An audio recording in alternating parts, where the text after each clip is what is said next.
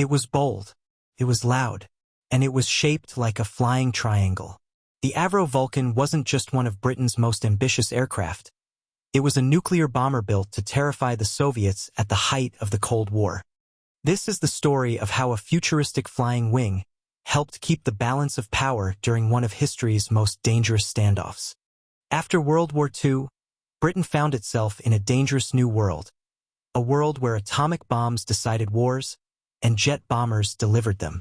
With the US and Soviet Union building up massive nuclear stockpiles, the UK needed its own deterrent.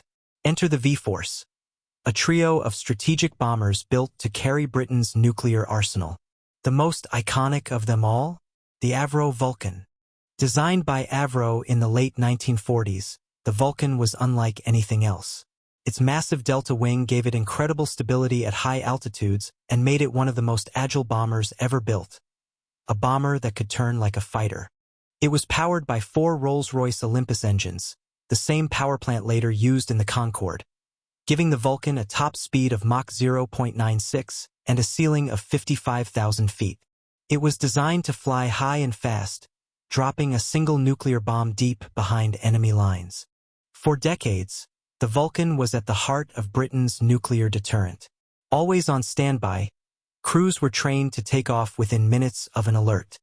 But as Soviet missile defenses improved, the Vulcan's high-altitude role became less viable. So it adapted, switching to low-level penetration missions, skimming below radar to sneak past defenses. By the 1970s, the Vulcan was no longer carrying nukes. The Royal Navy's Polaris submarines took over that mission. But the Vulcan still had one last war left in it. In 1982, Britain went to war in the Falklands, and the Vulcan was called out of semi-retirement. In Operation Black Buck, a Vulcan flew over 8,000 miles round-trip to bomb Argentine positions on Port Stanley's airfield. It was the longest bombing raid in history at the time, involving 11 aerial refuelings just to get there and back. It was more symbolic than destructive, but it showed the world the Vulcan still had bite. The Vulcan was officially retired in 1984, but it left behind a legacy of innovation, intimidation, and sheer style.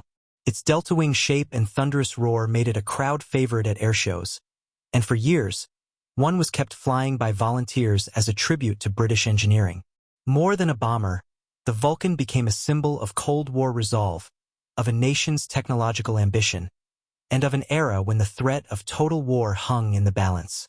It may never have dropped a bomb in anger, but the Vulcan's very presence may have helped stop World War III from ever happening. Backhand index pointing right. If you enjoyed this video on Cold War aviation, like and subscribe for more legendary aircraft stories. Got a favorite Cold War jet? Let us know in the comments below.